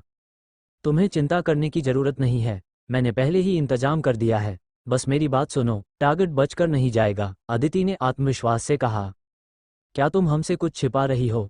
चारुलता और अर्जुन थोड़े नाखुश थे, इतनी बड़ी बात उनसे क्यों छिपाई जाएगी? अदिति ने कोई सफाई नहीं दी और न ही कुछ कहा, सीधे हमला करने के लिए आगे बढ़ गई। चारुलता और अर्जुन ने एक दूसरे को देखा, कड़वी मुस्कान बिखेरी और उनके पास अदिति के पीछे जाने के अलावा कोई विकल्प नहीं था। कार के अंदर बैठी छाया लड़ाई की पल पल की खबर सुन सकती थी, जितना वो सुनती उतना ही उसका दिल धड़कता। मास्टर, आप सही थे। कियारा, वो लोमड़ी वाकई बहुत चालाक है। वह भारी फौज के साथ नहीं रुकी बल्कि अकेले भागने का फैसला किया, छाया ने खुशी से कहा। हालांकि चाहे वह कितनी भी चालाक क्यों न हो, वह मास्टर की पारखी नजरों से नहीं बच सकती। अब टारगेट से निपटने का काम मेरे कंधों पर है। कुछ पलों बाद छाया खुशी से चिल्लाई, मास्टर, मास्टर, जल्दी देखिए, वो आ गए। करण, कियारा और हेमा, ये तीनों मुख्य अपराधी यहाँ हैं। इतना कहकर वह हमला करने के लिए तैयार हो गई। शांत रहो, उन्हें करीब आने दो, फिर कदम उठाना, वे भाग नहीं पाएंगे, तो इतनी जल्दी क्यों है? वीर ने सलाह दी। ओके मास्टर, छाया ने आगे बढ़ने की अपनी उत्सुकता को रोक लिया। करण खत्री और अन्य दो जंगल से बाहर निकले, गाड़ी की ओर बढ़ते हुए। उनके चेहरों पर एक हल्की सी चंचल अवमानना थी। अदिति को चकमा देना अपने आप में एक बड़ी उपलब्धि थी। बहुत बढ़िया बेटी, ये चाल शानदार थी। अदिति और उसकी टीम की गाड़ी में ही निकल जाना। जब अदिति को पता चलेगा कि हम भाग गए तो वह गुस्से से पागल हो जाएगी। करण जोर से हंसा, उसके चेहरे पर खुशी की लहर दौड़ गई। पिताजी, ये सब आपके मार्गदर्शन का नतीजा है। अदिति कभी अनुमान नहीं लगा पाती कि हम इस तरह भागने का विकल्प चुनेंगे, कियारा ने गर्व से मुस्कुराते हुए कहा। बॉस, मिस, हमारे निकलने के कुछ ही देर बाद निश्चित रूप से हमारा पता चल जाएगा, इसलिए चलिए रफ्तार बढ़ाते हैं, अपने निशान मिटाने के लिए पहले से तय किए गए अन्य तरीकों का इस्तेमाल करते हैं और फिर विदेश भागने का रास्ता खोजते हैं, तब तक हम सुरक्षित हो जाएंगे, हेमा ने धीरे से कहा। वे उत्साह से बातें कर रहे थे। ठीक उसी समय जैसे ही वे एक कार के पास पहुंचने वाले थे, उनकी नजरें जम गईं और उनके पूरे शरीर अचानक रुक गए, चेहरे आश्चर्य और घबराहट से भर गए। उन्होंने वीर वर्मा और छाया को कार से बाहर निकलते देखा। ये दृश्य बहुत ही अप्रत्याशित था। उन तीनों ने कभी नहीं सोचा था कि ऐसी कोई घटना हो सकती है। ये कैसे संभव था? क्या सब कुछ प्लान नहीं था? गलती का कोई संकेत नहीं था? भले ही अदिति को होश आ जाए, उसे प्रतिक्रिया देने में समय लगेगा। क्या ऐसा हो सकता है कि अदिति ने उनके इरादों का अनुमान लगा लिया और पहले से ही इंतजाम कर दिया? कियारा को कुछ समझ नहीं आ रहा था। करण और हेमा और भी ज्यादा उलझन में थे कि आखिर क्या गलत हुआ। कियारा ने वीर को देखा, बेहद हैरान होकर कहा, मुझे यकीन है कि तुम अदिति के साथ नहीं हो, लेकिन तुम्हारा उससे कोई कनेक्शन जरूर है, वरना होटल में मेरा ठिकाना बहुत पहले ही उजागर हो गया होता और मैं आसानी से नहीं निकल पाती। मेरे अवलोकन से तुम पुलिस वाले नहीं हो सकते, तो तुम आखिर हो कौन? तुम्हें बस इतना समझने की जरूरत है कि मैं ही वो हूं जो तुम तीनों कचरे के टुकड़ों से निपटने आया है, वीर ने शांति से कहा। सच तो ये है कि हरीश के साथ मिलकर किए गए कारनामों के बाद जिससे जनता में आक्रोश फैल गया था, वीर के मन में कियारा और उसके समूह के लिए कोई सहानुभूति नहीं थी। तीनों को गुस्सा नहीं आया। करण ने वीर की ओर गर्मजोशी से मुस्कुराते हुए कहा, नौजवान, अगर तुम मुझे जाने दो तो चाहे पैसा हो या औरतें, मैं तुम्हारी हर मांग पूरी कर सकता हूँ। अगर तुम मेरे साथ शामिल हो जाओ तो मैं बॉस बनूंगा और तुम सेकंड इन कमांड। कैसा रहेगा? बेशुमार दौलत और ऐशो आराम तुम्हारा इंतजार कर रहा है। पुलिस की मदद करके हमसे दुश्मनी क्यों मोल ले रहे हो? इसमें तुम्हारा ही नुकसान है। साफ कहूं तो मेरी ताकत बहुत बड़ी है और तुम उसे चुनौती नहीं दे सकते। समझदारी इसी में है कि स्थिति को स्पष्ट रूप से समझो, वरना परिणाम गंभीर होंगे। करण के शब्दों में लालच और धमकी दोनों थे। वह हर तरह के हथकंडे अपना रहा था। निरी मूर्खता, वीर ने हंसी के साथ उपहास किया। क्या कहा तुमने, बच्चे? यकीन करो या ना करो, मैं तुम्हारी गर्दन तोड़ दूंगा। करण गुस्से से आग बबूला हो गया। उससे इस तरह बात करने की हिम्मत, यह मौत को दावत देने जैसा था। तीनों देख सकते थे कि वीर उनकी मदद नहीं करेगा, इसलिए वे हमला करने के लिए तैयार हो रहे थे। तीनों में से हर कोई ताकतवर था। उन्हें विश्वास नहीं हो रहा था कि वीर और छाया उनका मुकाबला कर सकते हैं। जब मैंने हरीश को निपटाया था तब हरीश भी इतना घमंडी नहीं था। तीन छोटी चींटियां डींगे हाँकने की हिम्मत कर रही हैं। छाया गुस्से में थी। मेरी गर्दन तोड़ोगे? तुम्हें लगता है कि तुम्हें ये कहने का अधिकार है? वीर आगे बढ़ा, हवा में कूदा और करण पर एक जोरदार किक मारी। उसका इरादा साफ था, खत्म करना। पकड़ो उन्हें, मार डालो, करण चिल्लाया और तीनों खरगोशों की तरह हमला करने के लिए आगे लपके। एपिसोड 509, मानव शरीर की सीमा, ताकतवर का अपमान मत करो।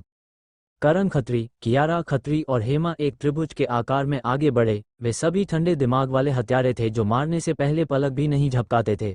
इसलिए उन्होंने वीर और छाया को पूरी तरह से कम आंका, यह मानते हुए कि चाहे वे दोनों कितने भी मजबूत क्यों न हो, उनका मुकाबला नहीं कर सकते। इसलिए जब ये स्पष्ट हो गया कि उनकी चेतावनियां बेअसर हैं, तो उन्होंने अपनी जानलेवा मंशा को लापरवाही से उजागर किया और अपना हमला शुरू कर दिया। करण बीच में थोड़ा पीछे था, जबकि कियारा और हेमा उसके बाएं और दाएं आगे थीं। वीर तेजी से चला, गरजती हुई बिजली की तरह, और सीधे उनसे भिड़ गया। बैंग बैंग, नंगी आंखों से न दिखने वाली गति से 2 लात मारकर उसने कियारा और हेमा पर प्रहार किया। पुफ पुफ पुफ, हड्डियां टूटने की आवाज के साथ दोनों ने खून थूका और दूर जा गिरे। अंत में वीर ने दोनों महिलाओं को लात मारने की गति का उपयोग करते हुए करण की ओर एक किक भेजी। करण की आंखों में सदमा और डर अभी दिखाई ही देने लगा था जब उसने देखा कि वीर का पैर सीधे उसकी छाती पर पड़ा, उसका शरीर भी दूर जा गिरा। वो अविश्वास से भरा था। एक ही चाल में वीर ने तिकड़ी के हमले को नाकाम कर दिया और उन्हें घायल कर दिया। उसकी ताकत वास्तव में भयानक थी। वीर जमीन पर स्थिर खड़ा था और इसी पल करण और अन्य 2 के शरीर भी जमीन पर आ गिरे। PA-50, करण को महसूस हुआ कि उसकी पसलियां टूट गई हैं और उसके आंतरिक अंगों को विनाशकारी चोटें आई हैं। वो मांस के टुकड़ों के साथ मिला हुआ खून थूकने से खुद को रोक नहीं पाया। उसने थोड़ा संघर्ष किया, लेकिन उसकी हौंफने की आवाज से पता चल रहा था कि उसमें खड़े होने की भी ताकत नहीं बची थी। ये कैसे संभव है? वह इतना ताकतवर कैसे हो सकता है? यह अनुचित है, यह नाइंसाफी है। पूरे भारत में केवल 3 लोग ऐसी ताकत रखते हैं, हर एक बेजोड़ महायोद्धा जिनका डर पूरे एशिया में है। यह निश्चित रूप से उन 3 व्यक्तियों में से एक नहीं हो सकता। भारत में ऐसा व्यक्ति फिर कब पैदा हो गया? अगर अंडरवर्ल्ड को पता चला कि भारत ने एक और ऐसा आदमी पैदा किया है जो शेर की तरह जमीन निगल सकता है, तो वे निश्चित रूप से हिल जाएंगे। खासकर उसकी रफ्तार, ये बहुत तेज है, प्रतिक्रिया से परे। करण ने जमीन पर लेटे हुए आतंक और निराशा में सोचा, अचानक स्पष्टता के साथ महसूस किया कि उसका अपना कौशल वीर के सामने पूरी तरह से अपर्याप्त था। उसका पिछला अहंकार बस मौत को निमंत्रण दे रहा था। वह गहराई से समझ गया कि भारत में केवल उन 3 लोगों के पास वीर के बराबर शक्ति थी, लेकिन उनमें से प्रत्येक के पास विशेष गुप्त बल थे और उन्होंने लंबे समय से कोई कार्रवाई नहीं की थी। कोई भी चीज़ उन तीनों को कार्रवाई करने के लिए मजबूर नहीं कर सकती थी। लेकिन उसके सामने की वास्तविकता ने करण को यह समझने पर मजबूर कर दिया कि वीर के सामने उसका जीवन और मृत्यु अब उसके अपने हाथ में नहीं थी। ऐसे आदमी के सामने उसके पास गर्व करने का कोई आधार नहीं था। अंडरवर्ल्ड में एक कहावत है, जो ह्यूमन बॉडी लिमिट पर हैं, उनका अपमान नहीं करना चाहिए, जो ऐसा करते हैं वे मर जाते हैं। करण कड़वाहट से बड़बड़ाया। ये कहावत इंगित करती है कि एक ह्यूमन बॉडी लिमिट विशेषज्ञ की ताकत रेटिंग 8 स्टार होती है। ऐसे व्यक्ति ने मानव शरीर की क्षमता को उसकी चरम सीमा तक धकेल दिया है। 7 स्टार रेटिंग वाला कोई व्यक्ति पहले से ही दुनिया के विशिष्ट लोगों में शामिल है, और करण का समूह 7 स्टार्स के बीच शीर्ष स्तर का था। फिर भी वे वीर के हाथों में अविश्वसनीय रूप से कमजोर लग रहे थे। इससे स्पष्ट है कि वीर की ताकत 8 स्टार के स्तर पर होनी चाहिए। दुनिया के शिखर पर बैठे एक आदमी के सामने उन तीनों की क्या बिसात थी? वास्तव में ये दुनिया का शिखर है। आज की दुनिया में केवल विशेष गुप्त बल अपने देशों को कुछ हितों को प्राप्त करने में मदद करते हैं, और बिना किसी बड़े संघर्ष के इस युग में एक ह्यूमन बॉडी लिमिट विशेषज्ञ शिखर का प्रतीक है। छाया अपने मास्टर से एक कदम पीछे थी और लड़ाई में शामिल नहीं हुई, जो उसके शामिल होने से पहले ही खत्म हो गई। हालांकि उसने जरा भी असंतोष नहीं दिखाया। अपने मास्टर की अविश्वसनीय शक्ति को देखकर उसकी आंखों में छोटे छोटे सितारे चमक रहे थे। करण के अपमानजनक शब्दों के कारण वीर ने उसे इतनी चोट पहुंचाई कि वो अब खड़ा नहीं हो सकता था। जहां तक कियारा और हेमा की बात है, हालांकि उनकी चोटें गंभीर नहीं थीं और वे स्वाभाविक रूप से खड़ी हो सकती थीं, लेकिन ऐसा लग रहा था कि वे अंदर से खोखली हो गई हैं और उनमें उठने की हिम्मत नहीं बची है। वीर के शक्ति प्रदर्शन ने उन्हें पत्थर कर दिया था। किसी को ह्यूमन बॉडी लिमिट विशेषज्ञ का अपमान नहीं करना चाहिए। जो ऐसा करते हैं वे मर जाते हैं। कियारा ने अपने पिता के शब्दों को सुन्न होकर दोहराया और सोचा, मैंने पूरी जिंदगी ह्यूमन बॉडी लिमिट विशेषज्ञों की कहानियां सुनी है, लेकिन कभी किसी को देखा नहीं। मुझे उम्मीद नहीं थी कि आज एक से मिलूंगी। मैं कितनी मूर्ख थी कि उसे अपनी टीम में शामिल करने की कोशिश कर रही थी। हालांकि 7 स्टार और 8 स्टार के बीच केवल एक महीन रेखा है, लेकिन वह रेखा एक खाई की तरह है। लाखों में शायद एक भी 8 स्टार तक नहीं पहुंच सकता। उस रेखा को पार करना चुनौतियों और बाधाओं से भरा है। अगर मुझे पता होता कि इतनी क्षमता वाला व्यक्ति हमें निशाना बना रहा है, तो हम बस आत्मसमर्पण कर देते। बेकार में संघर्ष क्यों करते? ह्यूमन बॉडी लिमिट विशेषज्ञ की पूर्ण शक्ति के सामने कोई भी योजना व्यर्थ है। कियारा का दिल उथल पुथल था और उसने शर्मिंदगी में अपनी आंखें बंद कर लीं। हमें ऐसे विशेषज्ञ से कार्रवाई वारंट करने का क्या अधिकार है? हम उस स्तर के नहीं हैं। भारत में केवल 3 ह्यूमन बॉडी लिमिट विशेषज्ञ हैं और एक से मिलना हमारी योग्यता से परे है। उसके हाथों मरना एक सम्मान होगा। हेमा ने सोचा। वह न हंस पा रही थी न रो पा रही थी। वह समझ नहीं पा रही थी कि अपने दिल के सदमे को कैसे व्यक्त करे। छाया ने मरे हुए सुअर की तरह लेटे करण और निराश कियारा और हेमा को देखा। वह नहीं समझती थी कि एक ह्यूमन बॉडी लिमिट विशेषज्ञ क्या दर्शाता है, लेकिन वह ये देखकर दंग रह गई कि जिन तीनों ने अभी अभी तीव्र हत्या की मंशा दिखाई थी, उन्होंने अब लड़ने की अपनी इच्छा पूरी तरह से खो दी थी। करण का खड़ा न हो पाना समझ में आता था, लेकिन कियारा और हेमा गंभीर रूप से घायल न होने के बावजूद एक गर्वित रूप धारण किए हुए थीं। विरोध नहीं कर रही थी, बल्कि ऐसा लग रहा था जैसे मौत का इंतजार कर रही हों। इस खोज ने उसे अंदर तक हिला दिया। वीर के संरक्षण में छाया कौशल स्तर में 7 स्टार तक पहुंच गई थी, जिसे पहले से ही विश्व स्तरीय माना जाता था। भले ही वह छाया दीदी के रूप में जानी जाती थी, लेकिन वह केवल मुंबई में प्रसिद्ध थी। अंडरवर्ल्ड के संदर्भ में छाया की ताकत महत्वपूर्ण नहीं थी। वीर ने आगे कुछ नहीं समझाया, इसलिए छाया स्वाभाविक रूप से ह्यूमन बॉडी लिमिट विशेषज्ञ का महत्व नहीं समझ पाए। मास्टर, क्या ये तीनों बीमार हैं? मौत का सामना करते हुए भी वे आपकी ताकत से डरकर पत्थर नहीं हो सकते, और फिर भी उनके चेहरे के भाव देखकर मुझे शक है कि उनकी आत्माएं छीन ली गई हैं। छाया ने उलझन में पूछा। एक ह्यूमन बॉडी लिमिट विशेषज्ञ का शिष्य होना कितना बड़ा सौभाग्य है। अपने खुद के आशीर्वाद को न जानना उसे शोभा देता है। करण ने छाया को ईर्ष्या से देखा। कोई आश्चर्य नहीं कि हरीश मारा गया। एक ह्यूमन बॉडी लिमिट विशेषज्ञ के शिष्य के हाथों मरना ये बिल्कुल भी अनुचित नहीं था। एपिसोड 510। अपमान करने वालों को मरना होगा। बस एक पल पहले वे गुस्से और आक्रामकता से भरे थे, लेकिन अब वे कमजोर बिल्ली के बच्चों की तरह हैं। अपना सारा फाइटिंग स्पिरिट खो चुके हैं। ये बोरिंग है, ऐसे कायर, और वे मुझे ऐसी नज़रों से देख रहे हैं। मैं वास्तव में समझ नहीं पा रही हूँ कि वे क्या सोच रहे हैं। छाया ने कियारा और उसके 2 साथियों की प्रशंसा भरी नज़रों के प्रति अपनी उलझन और व्यंग्य के साथ कहा। वह ये भी जानती थी कि कियारा और अन्य 2 में बदलाव उसके मास्टर के प्रभाव के कारण था, लेकिन वह इसे समझ नहीं पा रही थी। भले ही वे हार गए हों, उन्हें मौत तक लड़ना चाहिए। यही वह गुण है जो एक योद्धा में होना चाहिए। लड़ने की इच्छा खो देना, ये सबसे अजीब बात है। मास्टर, वे आपसे इतना डरते क्यों हैं? नहीं, उन्हें तो खौफ में होना चाहिए। छाया ने अपनी जिज्ञासु आंखें झपकाते हुए पूछा। तुम्हें भविष्य में पता चल जाएगा, वीर ने हल्के से कहा। ओह, छाया ने सिर हिलाया और आगे नहीं पूछा, लेकिन मान लिया। हमें इन तीनों के साथ कैसा व्यवहार करना चाहिए? क्या हम उन्हें मार दें? कोई जरूरत नहीं, उन्हें अदिति को सौंप दो। 3 ऐसे लोगों को मारने का क्या मतलब जो एक मुर्गी को भी नहीं बांध सकते? वीर ने उदासीनता से जवाब दिया। मास्टर, उनमें से प्रत्येक की ताकत मेरे समान है। वे इतने असहाय कैसे हो सकते हैं जैसा आप कहते हैं? छाया ने खंडन करना शुरू किया, लेकिन फिर चुप हो गई। तीनों के भावों को देखते हुए ये वास्तव में वैसा ही था जैसे कसाई के चाकू के नीचे मुर्गियां और बत्तख हैं। मास्टर, अभी भी वो भगवान जैसा आदमी है, एक ऐसा आदमी जो दुनिया को शेर की तरह निगल सकता है। मास्टर के लिए कुछ भी मुश्किल नहीं हो सकता, छाया ने गर्व से सोचा। वीर कार में लौट आया। अब कियारा और अन्य लोगों पर ध्यान नहीं दे रहा था, क्योंकि अब परवाह करने की कोई आवश्यकता नहीं थी। कियारा और हेमा करण के चारों ओर इकट्ठे हो गए। तीनों निराश दिख रहे थे, खुशी का कोई संकेत नहीं बचा था। हम अदिति से नहीं हारे, बल्कि उससे हारे हैं जो ह्यूमन बॉडी लिमिट तक पहुंच चुका है। मौत में कोई पछतावा नहीं, करण ने खून थूकते हुए ऐसे शब्द कहे। पिताजी, कियारा ने धीरे से पुकारा, उसकी नज़र बेहद उदास थी। बॉस, मिस चून की पीछे हटने का कोई रास्ता नहीं है, तो क्यों ना हम खुद को खत्म कर लें ताकि कुछ राहत मिले? हेमा ने कड़वाहट से कहा। अगर हम अदिति के हाथों में पड़ते हैं तो न्याय किया जाएगा और फिर फांसी दी जाएगी। वह बहुत अपमानजनक मौत होगी। वह हमें मारने से घृणा करता है। वह बस चाहता है कि हमारा न्याय हो। आत्महत्या के विचार को त्याग देना ही बेहतर है। कोई ह्यूमन बॉडी लिमिट वाले व्यक्ति को नहीं उकसाता, भले ही हम मरने वाले हों। हम उसकी इच्छाओं के खिलाफ नहीं जा सकते, करण ने कांपते हुए कहा। भारत का अपमान नहीं किया जाना चाहिए, अपमान करने वालों को मरना होगा। मैं इस कहावत को खारिज कर देता था, लेकिन अब मैं अंततः इसे समझ गया हूँ। बस अफसोस की बात है कि बहुत देर हो चुकी है, कियारा ने शोकपूर्ण स्वर में कहा। कियारा के तीनों साथी कभी अंडरवर्ल्ड में गर्वित व्यक्ति थे जो बिना पलक झपकाए मार डालते थे, और अब वे इस स्थिति में आ गए थे। कितना दुखद दृश्य। कुछ ही देर बाद अदिति और उसकी टीम जंगल में प्रतिरोध को खत्म करके मौके पर दिखाई दी।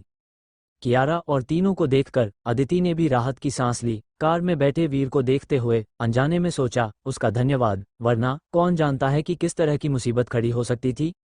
चारुलता ने वीर को बिना किसी अवमानना के देखा, लेकिन उलझन और घबराहट के साथ। कियारा और अन्य 2 शीर्ष स्तर के लड़ाके हैं, अत्यधिक कुशल। हम छाया की ताकत जानते हैं और यह उससे बहुत ज़्यादा मजबूत नहीं होनी चाहिए। उनके लिए कियारा और अन्य 2 को हराना असंभव है। इसके अलावा तीनों जिस तरह दिख रहे हैं वह बहुत अजीब है, जैसे कि वे न केवल हार गए हैं बल्कि उनकी रूह कांप गई है।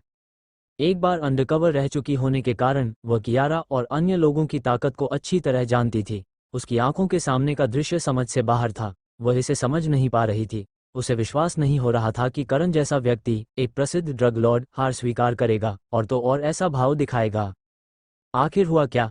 क्या अदिति ने अन्य मददगारों का इंतजाम किया था? वीर और छाया की ताकत के साथ ये संभावना नहीं है कि वे ऐसी स्थिति पैदा कर सकें। चारुलता के पास बहुत सारे संदेह थे जिन्हें वह समझ नहीं पा रही थी। अर्जुन ने ज्यादा नहीं सोचा, उसकी आंखें बदल गईं। अनजाने में उस दिशा में देख रहा था जहां वीर था, जटिलता से भरा हुआ। हालांकि चाहे कुछ भी गड़बड़ हो, जब तक करण और अन्य लोगों को न्याय के कटघरे में लाया जाता है, यही सबसे महत्वपूर्ण बात थी। उन्हें बांधो और ले जाओ, अदिति ने अपने अधीनस्थों को निर्देश दिया। यस माम। कई लोग आगे बढ़े। कियारा और अन्य लोगों को हथकड़ी और बेड़ियां पहना दी। ये लोग अदिति को पूरे सम्मान के साथ देख रहे थे। बिना किसी शोर के सरगनाओं को पकड़ने से वे अदिति के सहज आदेश से बहुत प्रभावित थे। जब कियारा और अन्य लोग गायब थे तो वे चिंतित थे, और अब आखिरकार मिशन पूरा हो गया था। अदिति अपने साथियों की इन नज़रों से बहुत परिचित थी। उसने कई बार ऐसी प्रशंसा स्वीकार की थी जब उसने वीर की उपलब्धियों का श्रेय लिया था। क्या कोई और मदद है जिसके बारे में मैं नहीं जानती? चारुलता अदिति के पास पहुंची, हैरान होकर पूछा। उसे विश्वास नहीं हो रहा था कि वीर और छाया, कियारा और अन्य लोगों से निपट सकते हैं, विशेष रूप से उनकी भयभीत प्रतिक्रियाओं को देखते हुए, जो बहुत चौंकाने वाली थीं। तुम बहुत ज्यादा सोच रही हो। अदिति ने कोई अतिरिक्त स्पष्टीकरण नहीं दिया। पूछना बंद करो, हम कैदियों को वापस ले जाने के लिए जिम्मेदार हैं। अर्जुन ने चारुलता को बीच में रोका, जो तह तक जाना चाहती थी। चारुलता ने अदिति को देखा, जो उसके सवालों का जवाब नहीं दे रही थी, और उसे सहमत होना पड़ा। ठीक है। कियारा द्वारा लाया गया संकट पूरी तरह से हल हो गया था। अब से करण की बची हुई सेनाएं कोई मुसीबत नहीं खड़ी करेंगी। बिना नेता वाले या तो बिखर जाएंगे या अन्य ताकतों द्वारा निगल ले जाएंगे। अब कोई खतरा नहीं रहेगा। अदिति कार में बैठी, कृतज्ञता से भरी हुई। इस बार तुम्हारे कारण, वरना मुझे नहीं पता कि इसे कैसे संभालना है। ये कुछ नहीं है, बस एक छोटी सी मदद, वीर ने हल्के से कहा। वीर ने बिना किसी हिचकिचाहट के अदिति की मदद की। इसका कारण न केवल उनकी दोस्ती थी, बल्कि यह एक एहसान भी था, क्योंकि अदिति ने लीना सक्सेना की लाश को संभालने में मदद की थी। इसके अलावा उस समय हरीश के माध्यम से कियारा द्वारा फैलाया गया वायरस कई निर्दोष लोगों को नुकसान पहुंचा रहा था, जिससे वह नाखुश था। इस प्रकार कियारा और अन्य लोगों के अंत में तेजी आए। अदिति ने इसके बारे में ज्यादा नहीं सोचा। उसे वीर की ताकत पर संदेह था, लेकिन वह यह नहीं सोच सकती थी कि यह 8 स्टार स्तर तक पहुंच सकती है। ये ज्ञात है कि पूरे भारत में केवल 3 लोग ऐसी ताकत रखते हैं, और निश्चित रूप से वह इसे वीर के साथ नहीं जोड़ती। बेशक इन 3 लोगों की गिनती में वे लोग शामिल थे जो भारतीय सेना की सेवा में थे। भारत के भीतर महान कुलों में ह्यूमन बॉडी लिमिट वाले व्यक्ति हो सकते थे, लेकिन हर एक एकांत में रहने वाला बुजुर्ग था। भले ही वीर अदिति को बताता कि वह ह्यूमन बॉडी लिमिट पर है, वह शायद इसे हंसी में उड़ा देती और विश्वास नहीं करती।